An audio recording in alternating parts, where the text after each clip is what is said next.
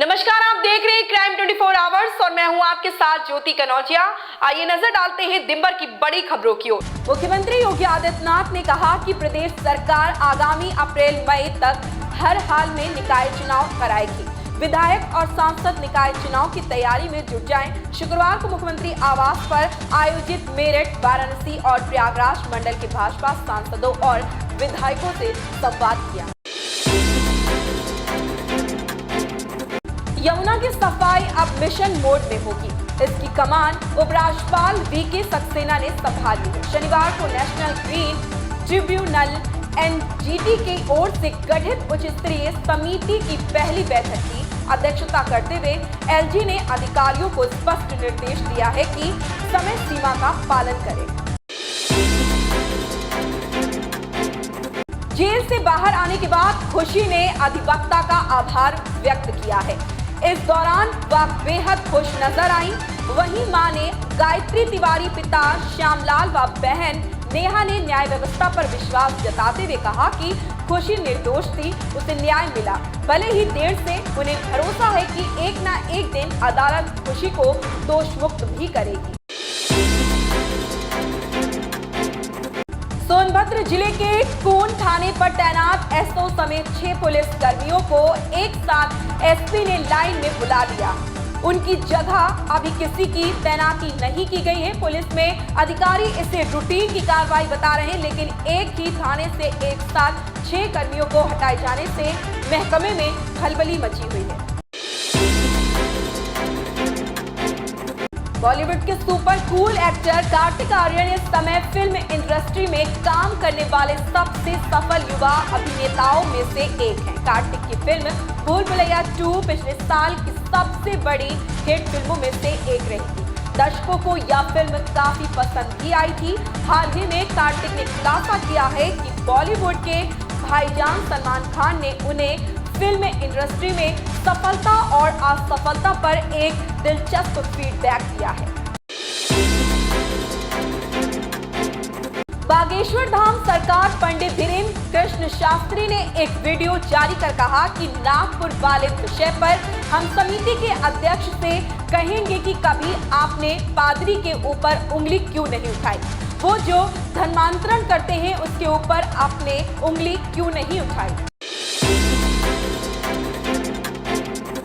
महाराष्ट्र के पुणे में सकल हिंदू समाज ने लाल महल से डेक्कन क्षेत्र तक हिंदू जन आक्रोश मोर्चा निकाला। इस दौरान सभी प्रदर्शनकारियों ने गायों की हत्या, लव जिहाद और धर्मांतरण के खिलाफ कानून की मांग की।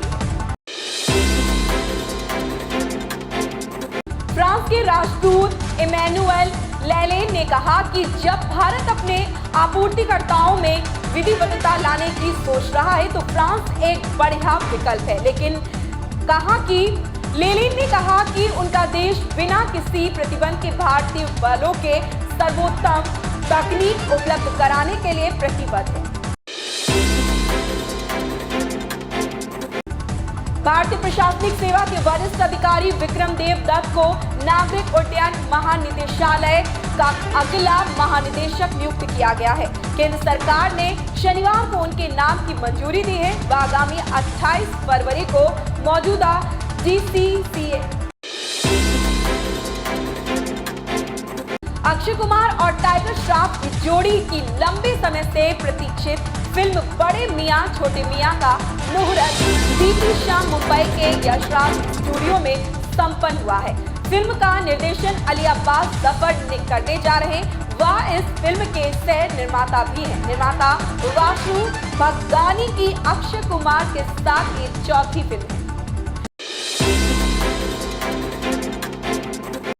केंद्रीय मंत्री अर्जुन राम मेघवाल पहुंचे मेहंदीपुर बालाजी मंदिर। मेहंदीपुर बालाजी महाराज के किए दर्शन व पूजा अर्चना। मंदिर महंत नरेशपुरी महाराज से शिष्टाचार भेंट कर किया आशीर्वाद। महंत नरेशपुर महाराज ने बालाजी महाराज के मोदक की प्रसादी की भेंट बेरू जी प्रेतराज जी के दर्शन किए। भाजपा के 3 दिवसीय ST/SC वॉलंटियर प्रशिक्षण शिविर में भाग लेने आए मेघवाल बर्फानी धाम में चल रहे शिविर में SC/ST वॉलंटियरों का संबोधित किया। भाजपा कार्यकर्ताओं ने किया अर्जुन राम मेघवाल का भव्य स्वागत। भाजपा प्रदेश उपाध्यक्ष मुकेश दादीश सहित भाजपा कार्यकर्ता शिविर में रहे मौजूद। अन्य बीजेपी कार्यकर्ता भी रहे शामिल। हनुमानगढ़ से हैं, जहां बीजेपी ऑफिस में आयोजित प्रेस कॉन्फ्रेंस में बीजेपी के जिलाध्यक्ष बलवीर बिश्नोई ने कहा कि हाथ से हाथ जोड़ो कार्यक्रम कांग्रेस संगठन का था। बिश्नोई ने कांग्रेस के हाथ से हाथ जोड़ो कार्यक्रम को लेकर सरकार पर निशाना साधा। संगठनात्मक बैठक और सभा कांग्रेस पार्टी की थी, लेकिन सरकारी धन का जमकर दुरुपयोग हुआ। मुख्यमंत्री के हनुमानगढ़ पहुंचने से पहले कलेक्टर इस बात को लेकर अधिकारियों पर नाराज होती दिखी कि सभा स्थल पर नए पर्दे नहीं लगाए। जब कार्यक्रम संगठनात्मक था तो कलेक्टर को यह चिंता क्यों थी कि यहाँ पर्दे पुराने लगे हैं। प्रदेश की कांग्रेस सरकार जनता को ठगने का काम कर रही। कांग्रेस सरकार के कार्यकाल में फैला जंगल राज। बिश्नोई ने कहा कि कांग्रेस सरकार के कार्यकाल में प्रदेश में भ्रष्टाचार बढ़ा है और जंगल राज फैला है। राजस्थान के मुख्यमंत्री अशोक गहलोत के श्री गंगानगर व हनुमानगढ़ जिले के 2 दिवसीय कार्यक्रम के दौरान राय सिंह नगर विधानसभा क्षेत्र के ऐतिहासिक धार्मिक स्थल गुरुद्वारा साहिब बुड्ढा जोहड़ में पधारने पर ऑल इंडिया रंगरेटा यूथ एकता मंच ने मुख्यमंत्री अशोक गहलोत व राजस्थान प्रभारी तथा पंजाब के पूर्व उप मुख्यमंत्री सुखजिंदर सिंह रंधावा को शिरोमणि जरनैल अमर शहीद धन धन बाबा जीवन सिंह जी की चित्र भेंट किया। डूंगरपुर जिले के बिछीवाड़ा थाना क्षेत्र के कंडवा गांव में शुक्रवार देर रात को अज्ञात बदमाशों द्वारा बसों पर पथराव करने की वारदात के बाद जिला पुलिस अधीक्षक राशि डोगरा ने घटनास्थल का दौरा कर संपूर्ण जानकारी प्राप्त की तथा आवश्यक दिशा निर्देश दिए। एसपी राशि डोगरा ने शनिवार दोपहर में पत्रकार वार्ता के दौरान मीडिया को संबोधित करते हुए बताया कि बीती रात कंडवा गांव में बसों पर अज्ञात बदमाशों द्वारा हमला करने की घटना के बाद पुलिस प्रशासन ने तुरंत कार्रवाई करते हुए होटल में कार्यरत 3 कार्मिकों को डिटेन किया। पूछताछ में प्रथम दृष्टया तीनों ने उक्त घटनाक्रम को अंजाम देना बताया, जिसके बाद पुलिस द्वारा उनके अन्य साथियों के बारे में गहनता से पूछताछ की जा रही है। ग्वालियर पुलिस के हाथ एसबीआई के एटीएम काटकर कैश लूटने वाली गैंग के मुख्य सदस्य लगा। इसी बदमाश ने मेवात की इंटर स्टेट गैंग को वारदात के लिए ग्वालियर मुरैना में बुलाया गया था। यहां वारदात की प्लानिंग से लेकर रैकेट तक इसी ने की थी। इसे पुलिस ने धौलपुर के पास से पकड़ा है। दिल्ली पुलिस भी उसकी घेराबंदी किए हुए थी, लेकिन इस बार ग्वालियर पुलिस ने बाजी मार ली। पर इस बदमाश ने एक बहुत बड़ा खुलासा किया। उसने पुलिस को बताया कि मेवाती गैंग के टारगेट पर सिर्फ एसबीआई के एटीएम हुआ करते थे। गैंग को पता था कि एसबीआई के एटीएम में सिंगल कोड मेटल लगता है। उन्हें काटने में 15 से 18 मिनट लगते थे।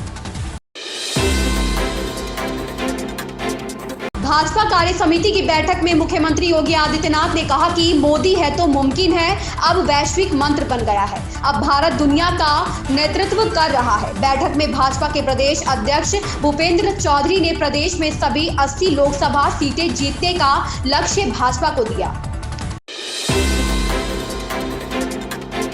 महाराष्ट्र के पुणे में सकल हिंदू समाज ने लाल महल से डेक्कन क्षेत्र तक हिंदू जन आक्रोश मोर्चा निकाला। इस दौरान सभी प्रदर्शनकारियों ने गायों की हत्या, लव जिहाद और धर्मांतरण के खिलाफ कानून की मांग की है। कांग्रेस नेता अधीर रंजन चौधरी ने प्रधानमंत्री नरेंद्र मोदी और पश्चिम बंगाल के मुख्यमंत्री ममता बनर्जी पर बड़ा हमला बोला है। उन्होंने दोनों नेताओं को एक विचार का व्यक्तित्व बताया है। अधीर रंजन ने कहा कि ममता बनर्जी और मोदी जी के बीच एक समझ है। ममता जी ऐसा कुछ नहीं कर सकती जिससे मोदी जी नाराज हो। राष्ट्रपति द्रौपदी मुर्मू 23 जनवरी को विज्ञान भवन में एक पुरस्कार समारोह में 11 बच्चों को प्रधानमंत्री राष्ट्रीय बाल पुरस्कार प्रदान करेंगी। वहीं पीएम मोदी 24 जनवरी को पुरस्कार पाने वाले बच्चों से बातचीत करेंगे।